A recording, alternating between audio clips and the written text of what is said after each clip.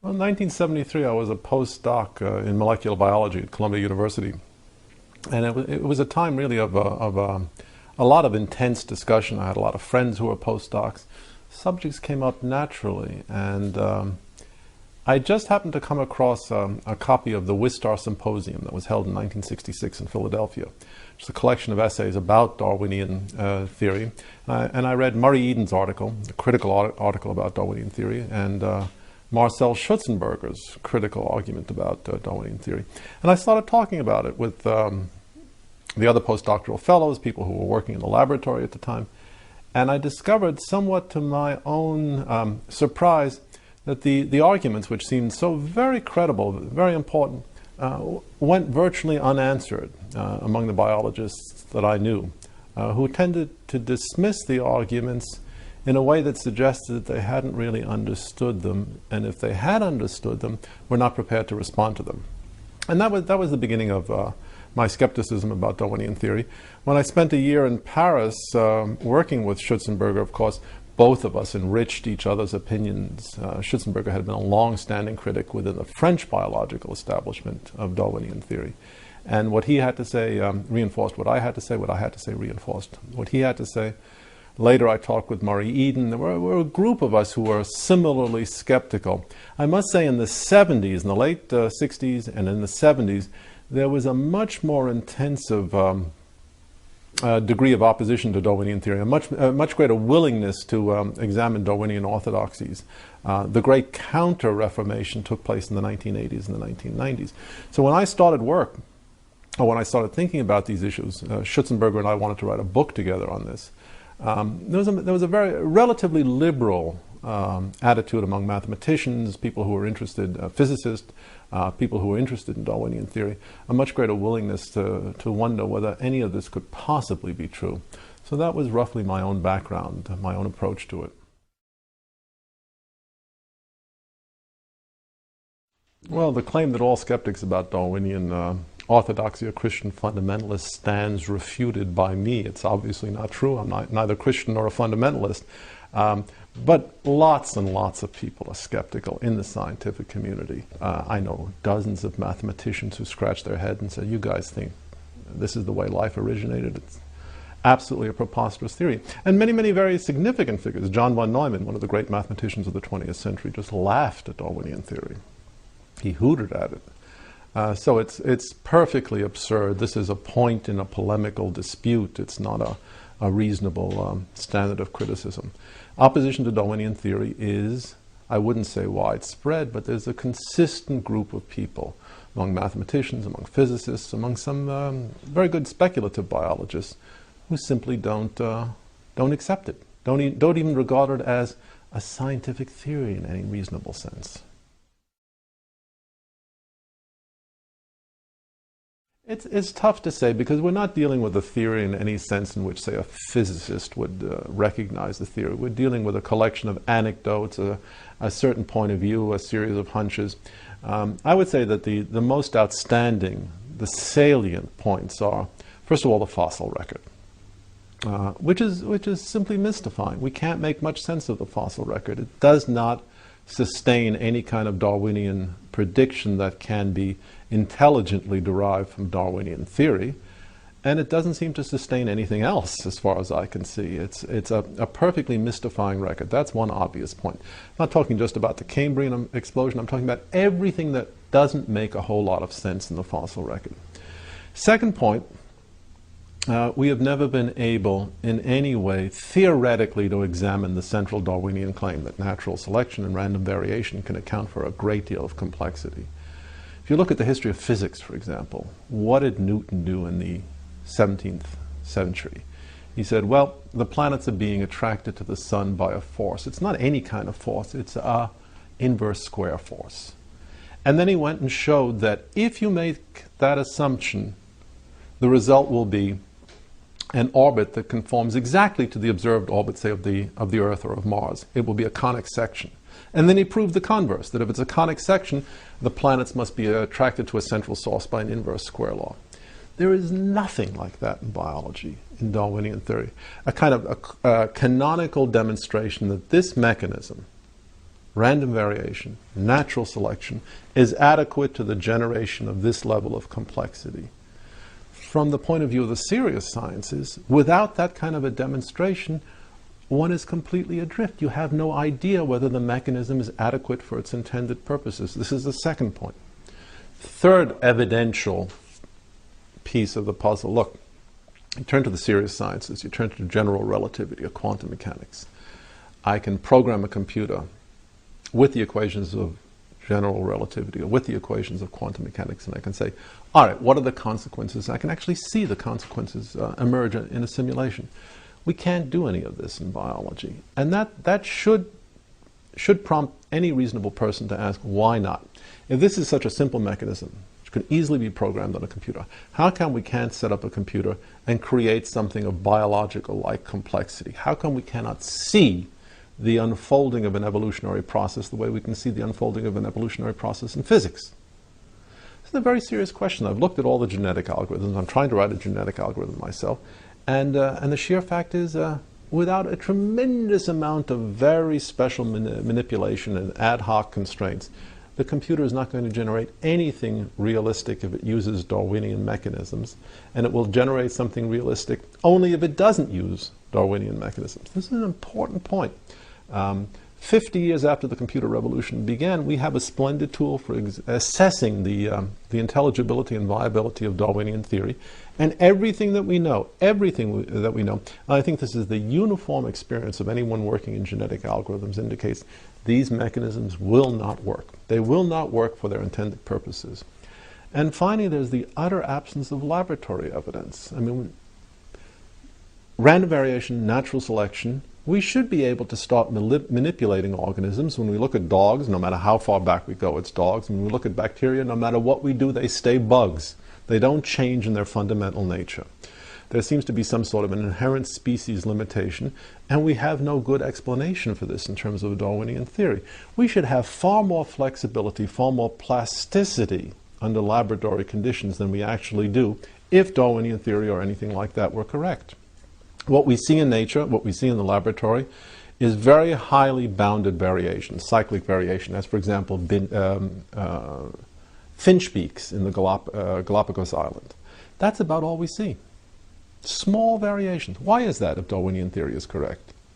These are evidentiary points that I think need to be stressed, need to be examined openly, honestly. And they never are, of course. Never are. Look, the stuff about finch beaks is certainly interesting. Let's not confuse ourselves about that. The question is, can it be extrapolated, or does it represent cyclic variation? I can say, here's an account of how the eagle flies. Look, I get up, I jump in the air, I flap my hands a couple of times, and I land a few feet from where I started.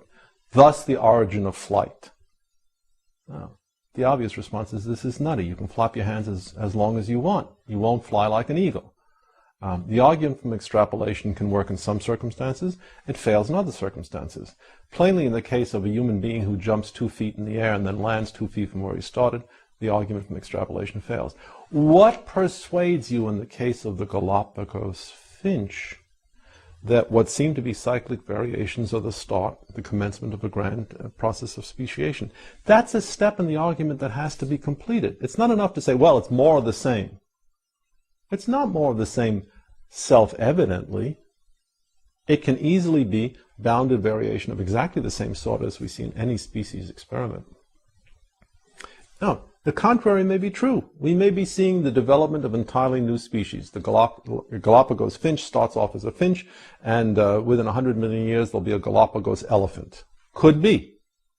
But we need a whole lot more by way of evidence than a couple of nutty journalists going down there looking at finch beaks and writing a Pulitzer Prize-winning book. A whole lot more if this is to be serious science. I mean, this doesn't even pass the threshold of anecdote. Finch beaks change in size. Yeah, they do. They change in shape too. It seems to be correlated with seasons. It seems to be a regress back toward the mean when the seasons change again. If this is the part of a spectacular evolutionary extrapolation, let's have additional reasons for thinking that. Otherwise, we're not even talking about a scientific hypothesis. The interesting argument about the whale which is a mammal after all. It belongs to the same group of organisms as a dog, a human being, a chimpanzee, or a tiger. The interesting argument about a whale is that if its origins were land-based originally, then we have some crude way of assessing quantitatively, not qualitatively, but quantitatively, the scope of the project of transformation. The project is very simple. Let's put it in vividly accessible terms. You've got a cow. You want to teach it how to live all of its life in the open ocean, still retaining its air-breathing characteristics. What do you have to do from an engineering point of view to change the cow into a whale? This is crude, but it gives you the essential idea. Now, if the same question were raised with respect to a car, and you ask what would it take to change a car into a submarine, we would understand immediately it would take a great many changes. The project is a massive engineering project of redesign and adaptation. Well, the same question occurs with respect to that proverbial cow.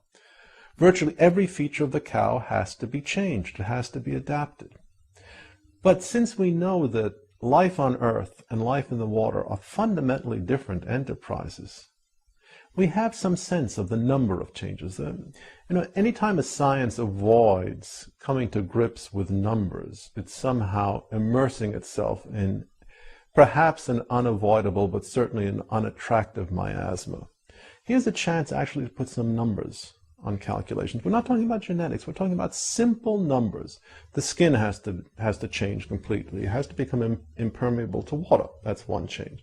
Breathing apparatus has to change. A diving apparatus has to be put in place. Lactation systems have to be designed. The eyes have to be protected. The hearing has to be altered. Salivary organs have to be changed. Feeding mechanisms have to be changed. After all, a cow eats grass, a whale doesn't.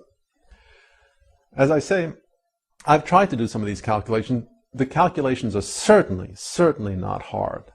But they're interesting because I stopped at 50,000. That is morphological changes. And don't forget, these changes are not independent. They're all linked. If you change an organism's visual system, you have to change a great many parts of its cerebellum, its cerebrum, its nervous system. All of these changes are coordinated.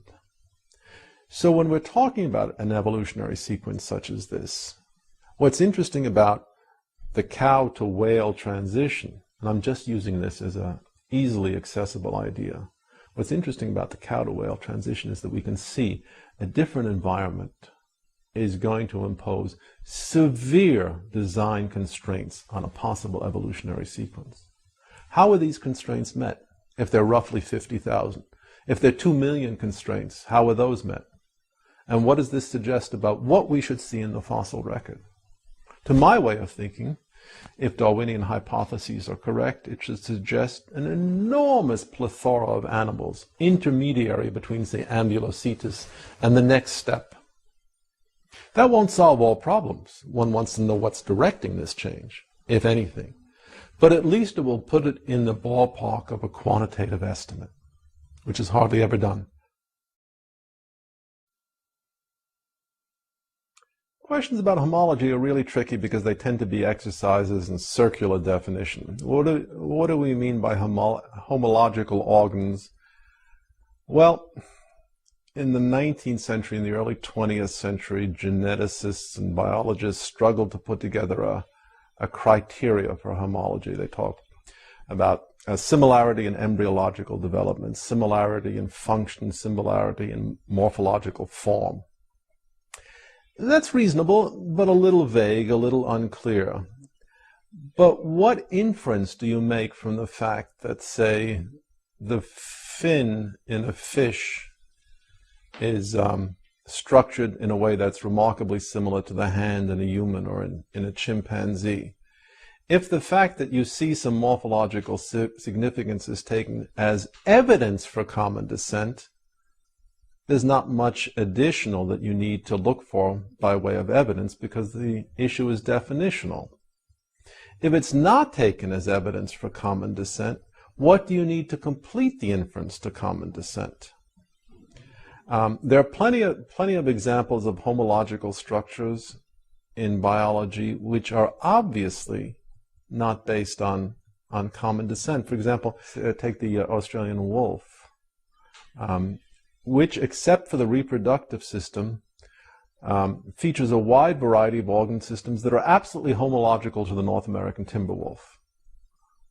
But there's no evidence that these homological structures arose because some wolf at some time in the past, or some proto-wolf, decided first to migrate to Australia and then to migrate to North America. The evolutionary lines are completely distinct, and yet we see a profound degree of homology. We see this throughout the animal kingdom. The whole issue of homology, commonality of form, is riddled with a great deal of philosophical uncertainty, because it's never clear what the evidence is for, and how one is to avoid completely circular reasoning.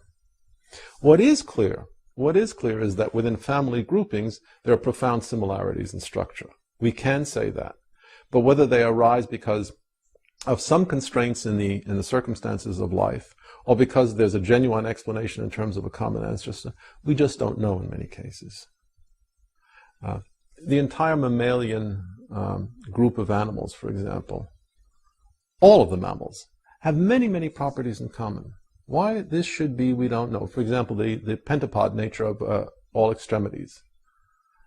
Why is 5 preferred in the mammalian kingdom and not 7 or 13 or 52?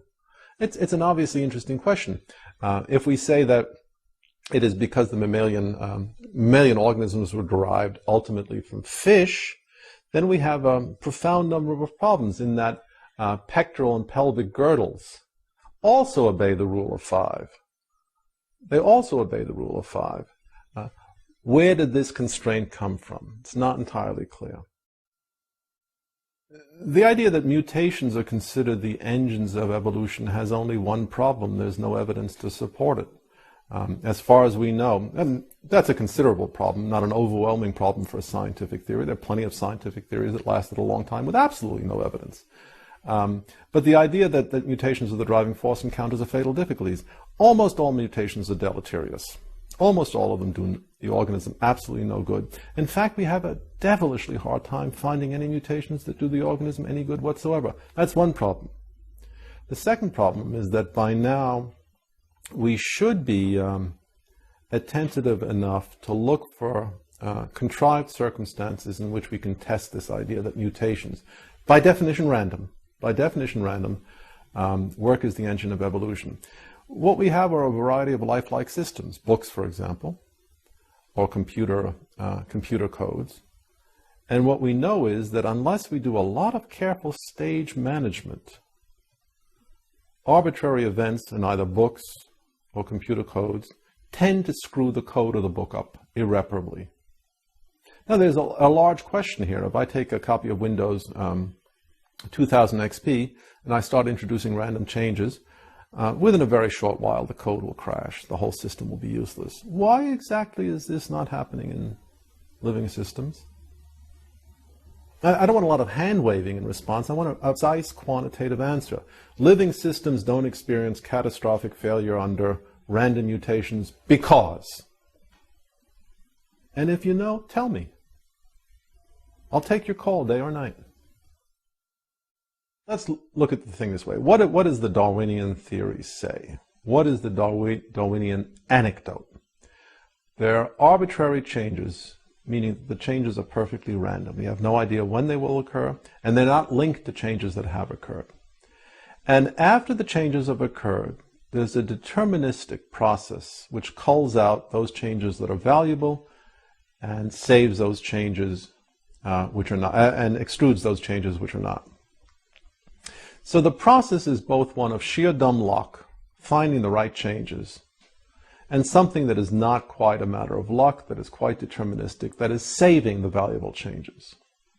Nonetheless, Darwinian theory suggests that each such episode, luck, change, is independent. It has nothing to do with the one that went before. So that in the abstract, it could be modeled by what mathematicians call a random variable.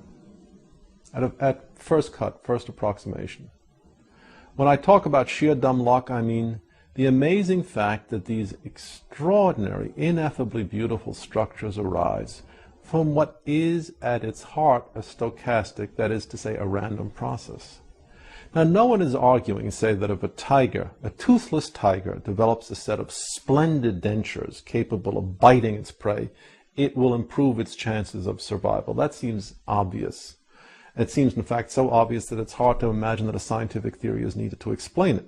The pigeonhole principle explains it. The pigeonhole principle tells you if you have 10 letters and only 9 mailboxes, one letter has to go. That seems to be at work in Darwinian theory as an underlying assumption as well. Hardly need 100 years of biology to tell us that. But the essential point is that the structure of the theory is arguably stochastic. Each event, each episode, each bright, bursting episode of change is independent of the one that went before and independent of the one that's going to come after. That's what I meant by sheer dumb luck. A hard time imagining that I myself am the product of sheer dumb luck.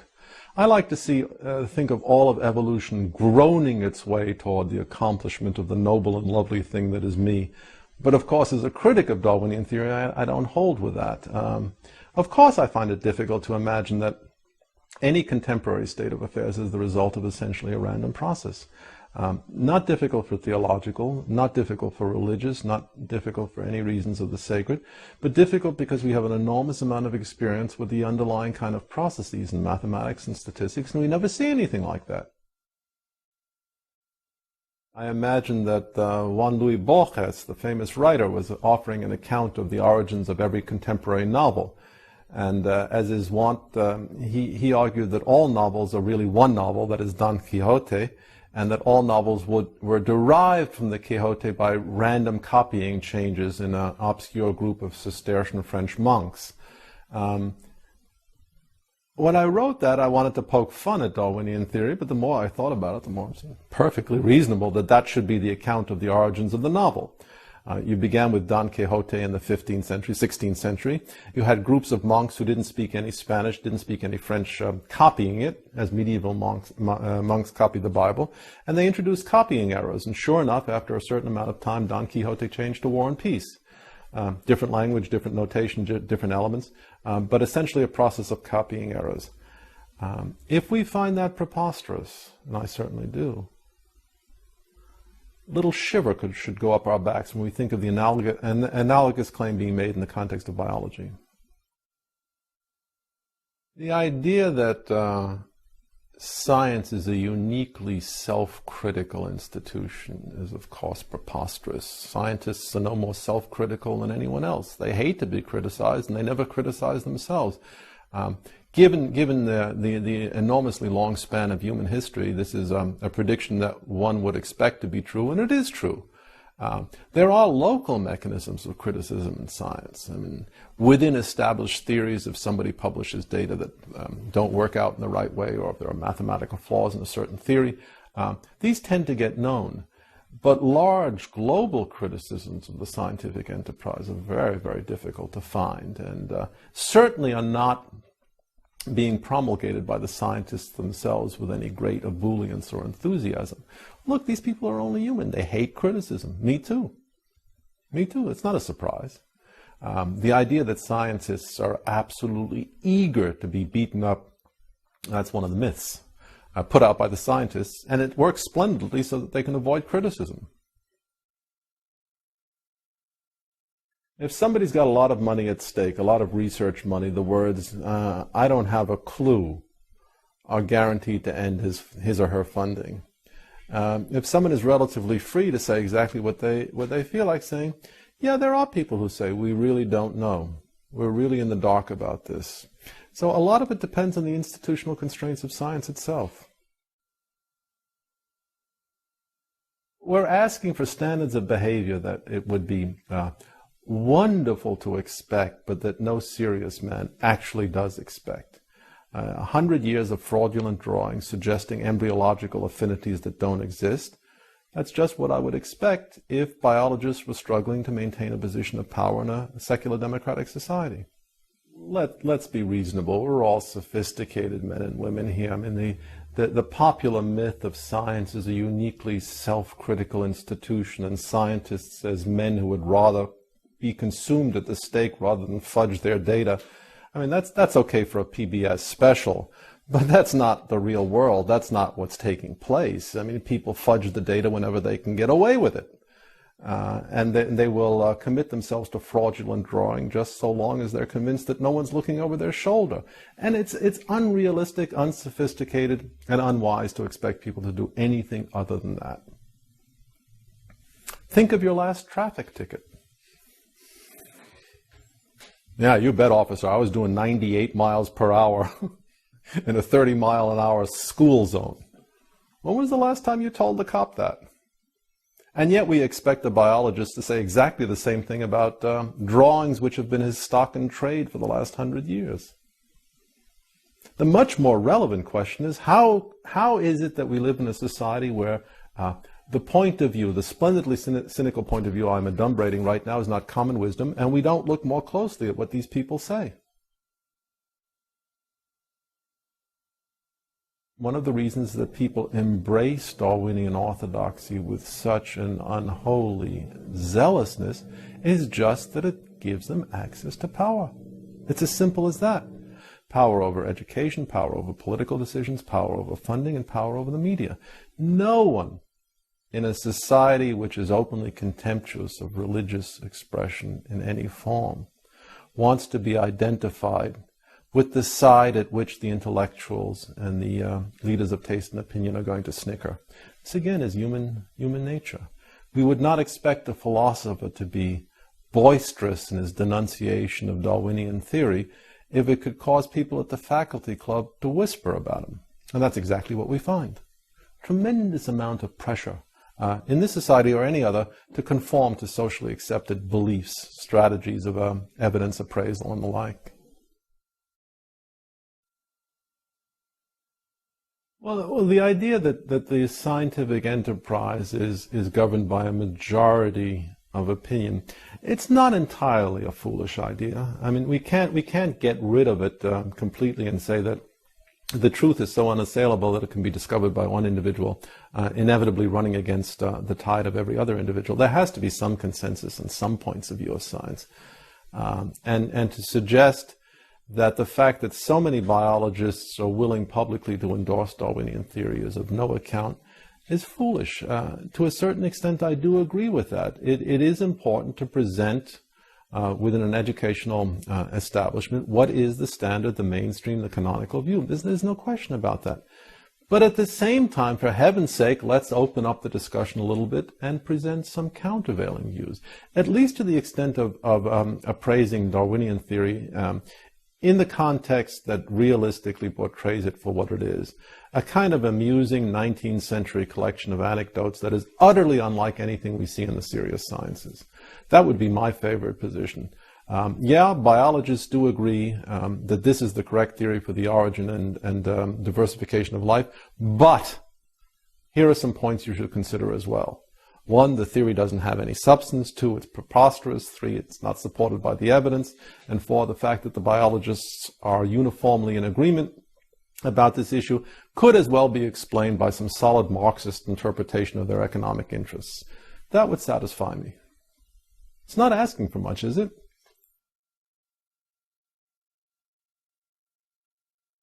We don't know anything about the progress of science. As far as we can tell, it depends on unique, unrepeatable events, the confluence of genius and inspiration. And in between those unique and unrepeatable events, there's a lot of patient work of accumulation of data, facts, theory, testing, assessment. It's not even clear that science is progressing. It might be moving in a circular pattern, ever deeper entrenchment of a single set of ideas. That certainly seems to be true in physics. Has physics progressed beyond Newtonian mechanics? Well, it's certainly been enriched. It certainly has acquired additional concepts, additional powers. Whether the powers are due to technological development or theoretical insight is another issue. I don't think we should make any large claims about the progress of science. We understand science as little as we understand the cosmos. I think, realistically speaking, we're hundreds of years away from having the same kind of understanding of living systems as we possess in parts of physics. And what we understand of physics deals with a very, very small range of experiences in the material world. That shouldn't be forgotten. And also, I turn on the faucet. I don't have a series of equations that can describe turbulent water flow. I just don't have that. Aerodynamics is not properly understood. Turbulence is not properly understood. And that's Newtonian mechanics. We certainly don't have a rock-solid understanding of the behavior of technological material objects in the contemporary world. We have a lot of anecdotes. No reason to expect progress in biology is going to be any more rapid than developments in physics. Why the assumption of celerity, that things should just happen, bang, bang, bang, we'll understand everything at once? There are very deep conceptual issues in biology, very, very deep, very profound areas, not only of ignorance, but of understanding. This is a country with all too much civility. It really is, especially on important issues. But look how much we've lost in this country. I would encourage you to this. Go back to the 1920s, 1930s. Pick up anything that H.L. Mencken has written, for example. Robert Ingersoll, H.L. Mencken, handful of critics, and ask yourself, could one write this way today about important issues? And we've lost something in this country because we've become afraid of controversy, afraid of polemics. That's not a healthy thing. It's invigorating. The question whether name-calling is evidence of an imaginative paucity is hardly a fair question to put to me. I mean, because I revel in the name-calling, and when I don't have an argument, I tend to abuse my opponents just as easily as they tend to abuse me. Again, I don't think too much should be made of that. There is a pattern. It's not a scientific pattern, it's a pattern in human affairs. When people haven't been criticized in a long time, they react with a great deal of indignation when they're criticized for the first time. It's human nature. Put yourself in the position of a Daniel Dennett or a Richard Dawkins, who are used to being the regnant priests of a powerful orthodoxy, and for the first time in their lives, someone says, hey, you guys are simply not credible. Of course they're going to react with outrage and indignation, hurl imprecations at others, resort to objurgations. That's only normal. If I remark that Daniel Dennett had his last idea in 1936 and it was under prenatal influences, what's wrong with that? It just sharpens the debate. It puts a lot of emotional emphasis on the debate, and it forces people to come up with something better. That's the real point of name-calling. It forces people to come up with something better. There are other factors at work. Decline in standards of vituperation. America used to be a country rich in insults. It really did. And we lose something in literary or intellectual culture when that's no longer accessible. You get a guy like Daniel Dennett, whose greatest intellectual achievement was growing that stupid beard of his, masquerading as a scientific expert on Darwinian theory, staring at the camera, and no one is dousing him with a bucket of water. It's incredible to me. Richard Dawkins is accepted as a great intellect, and a fine prose stylist too. The guy writes them, his prose resembles a string of sponges strung together on a wash line. Should be said. Should be said. This isn't a question of hatred. It's the question of the effective expression of indignation. There's no reason a democratic society has to be afraid of that. Go after the guys. We've become very defensive, very timid. I mean, look, the fact that we have to justify an attack on Darwinian theory is a very sad commentary on the health of American society. It shouldn't require a justification. It shouldn't. And yet it does. I mean, a very timorous aspect to American society right now. It's gone to the black community, and that's a wonderful thing. But no community in America has mastery of the contemporary language of invective, insult, argot as the black community does. Trouble is, not enough of the guys in the black community are devoting their talents to attacking Darwinian theory or quantum mechanics. That's the trouble. Get these rappers off MTV, put them to work, focused direction on Darwin.